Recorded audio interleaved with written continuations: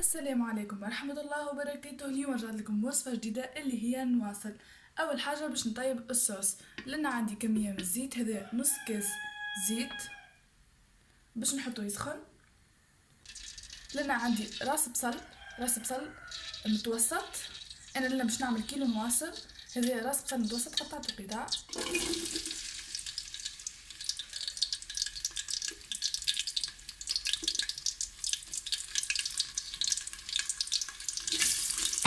ونقليه شوية ينزل.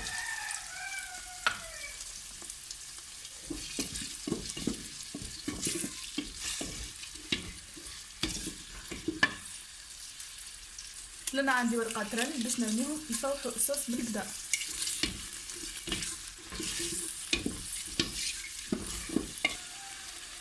انا اليوم باش نعملها بالدجاج، اخترت تسقيم الدجاج. انتم تنجموا تطيبوها بالعلوش، بالبقري، باي قطع دجاج تحبوها، ولا باي باللي تحبوا نتوما، كل واحد باش يشتيها.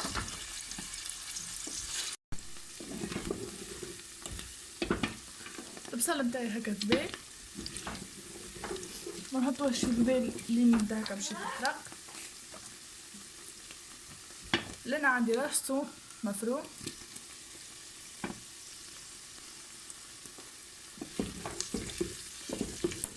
نخلط شويه مع البصل هكا باش يسيب البنه نتاعو في الزيت. تو باش نبدا نرمي قطع الدجاج نتاعي.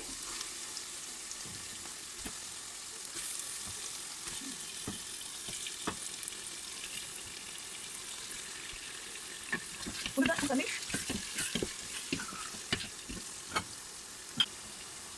باش نضيف 3 مغارف طماطم كبار مليانين بالطريقه هذه.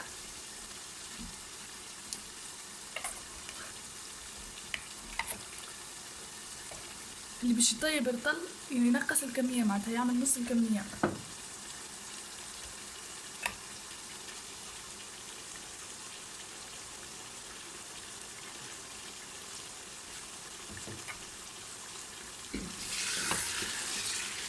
ونردو بالنا الدجاج نتاعنا يشد باش نبداو نفوحو. مغرفه صغيره فلفل اسود، مغرفه صغيره كركم، مغرفه ونص فلفل احمر، فلفل زينه، مغرفه كبيره تابل وكرويه، ومغرفه صغيره بالطبيعه ملح.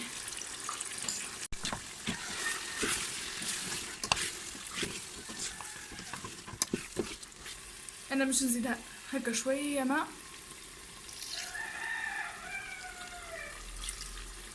هكا ميم با جوست باش يعاوني باش نحل الطماطم وبرا.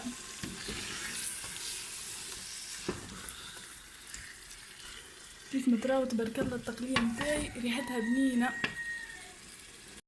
الصوص نتاعنا تقليت كيف ما تراو بالطريقه هذه، ريحتها تشهي على الاخر. تويكا باش نمرقها، لان انا باش نصب 2 لتر ماء. الصوص هذه ما تجيش عاقده، تجي لاهية الصوص نتاع المكرونه، لاهية المرق معناتها نتاع الكسكسي، تجي متوسطه.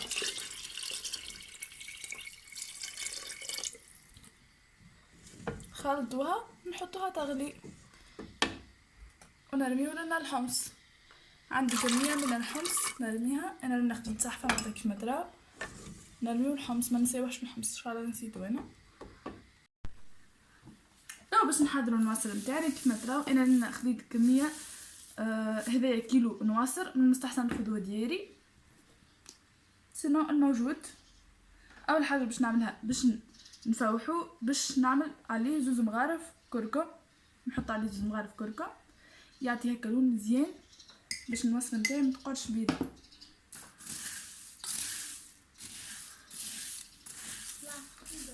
ولنا تو باش نعملو بالزيت، اللي هي التفويره الاولى تجيب الزيت. لنا خديت زيت زيتونه بالطبيعه على خاطر احنا زيت زيتونه باش نعمل 5 مغارف ولا 6 مغارف زيت زيتونه. وكيف ما قلت هذه كمية كيلو اللي العائلة متاعو معناتها يبداو هكا 2 ولا 3 الطي اللي يكفيهم، خاطر النواصر راهي خفيفة على الاخر وما تكبرش كالمقارونة، ما تشربش ياسر، معناتها المقارونة تضاعف كميتها، النواصر لا.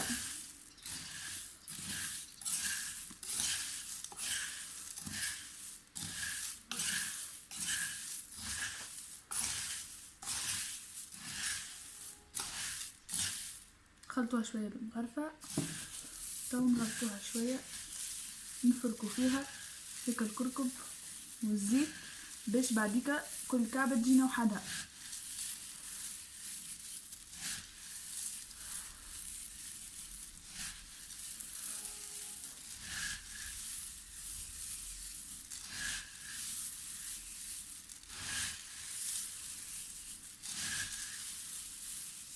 نحرصوا ان ندخلوا فيه الزيت والكركم بالكدا هكا بدينا باش ما تقعد حتى كعبة ماهيش مدهونة بالزيت باش ما نسقولناش.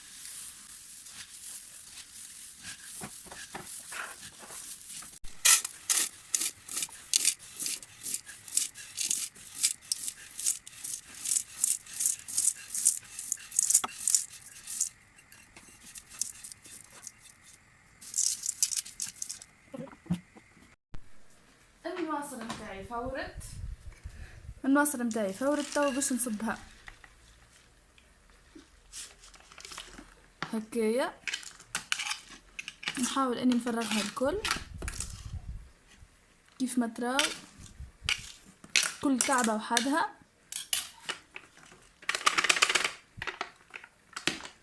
وباش نمرقها بالصوص متاعي باه استيوس الدجاج متاعكم دوب ما يطيب هزوه ما تحطوهش بويسك على خاطر عندنا وقت التفوير والكل ما يلزمناش نتربطوا معناتها بوقت الدجاج يطيب، دوب ما يطيب نحيوه باش ما يتحلش في وسط الصوص ويتفتت.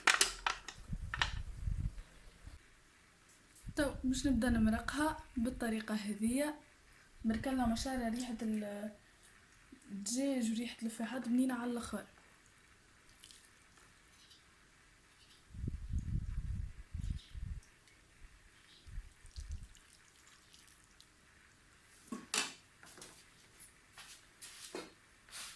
ونخلطها ونرى اسكو تستحق شويه صوص اخر والا لا. مبخوهاش ياسر باش ما تعجنش، جيست الكميه اللي تستحقها اكاها. نرجوها تفور بالطبيعه ربيع ساعه بالوقت، ربيع ساعه 3 ساعه كل واحد وكيفاش يحبها. المهم ما تغفلوش عليها ما تحطوهاش ياسر سينو تعجن. ونعاودو نعملوها بالمرق مره اخرى باش نزيدها انا للماء شويه.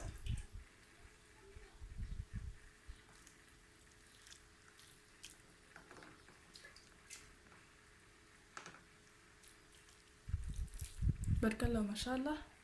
نحكي لكمش على المنظر نعرفش اسكو واصل ولا لا.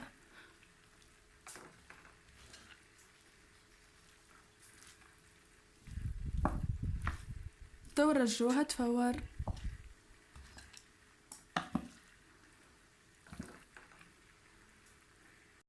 التفويره الثانيه كيف ما ترى في كل مره الوصل متاعي قاعده تطرى اكثر.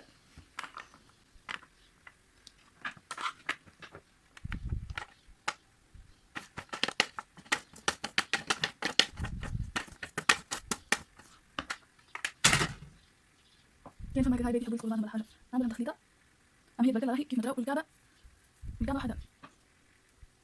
تو باش نعمل سقيها بالصوص لما نبداو الصوص كلها معناتها تختار طريقه اكثر من ساعه ما تعملش مالي خاطر الصوص نعمل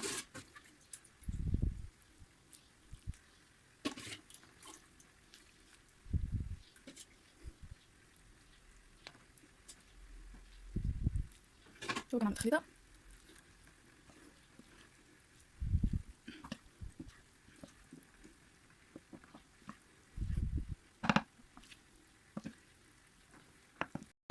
قبل ما نرمي النواصر متاعي تفور باش نرمي كعبتين بطاطا مقصوصين هكايا اقلام.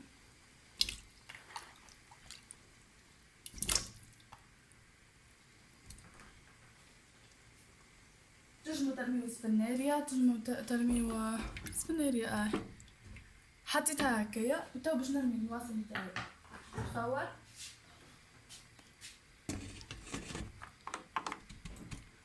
تفور النواصر نتاعي والبطاطا تطيب، نرمي الدجاج باش يرجع يسخن شويه ونطفي ونسقي النواصر نتاعي. تويكا باش نسقي اخر تفويره النواصر نتاعي، اخر تسقيه. كيف ما ان شاء الله.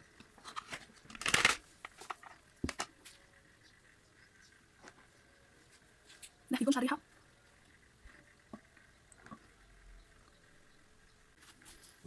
باش نسقي كيف ما الصوص نتاعي من غير عاديه. البطاطا نتاعي تبدا تحل تماما.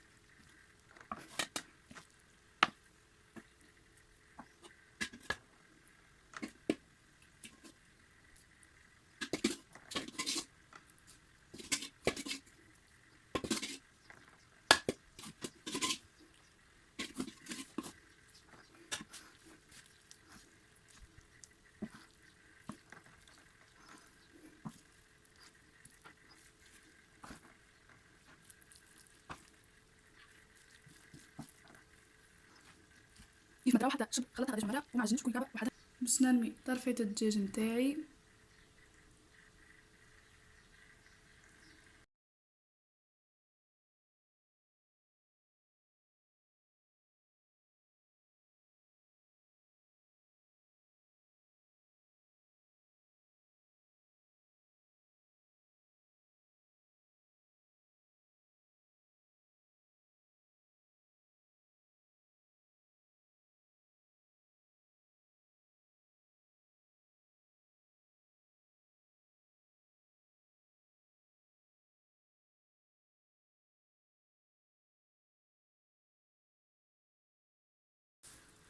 جربوها وقولوا لي في لي كومنتير ايش رايكم فيها، واسكو الطريقه نتاعي ناجحه والا لا. واللي اول مره يزور القناه يضغط على زر الاشتراك ويفعل الجرس باش يوصلوا كل جديد. فضلا لا ليس امرا، اضغطوا على زر الاعجاب تلقاوه صباع اللوطه تحت الفيديو. وتوا بقى لي كنقول لكم الى اللقاء، شهيه طيبه وان شاء الله جربوها. بالحق راهي وصفه تراديسيونيل بنينه على الاخر وتجي مشخشخه تعجبني على الاخر. إلى اللقاء.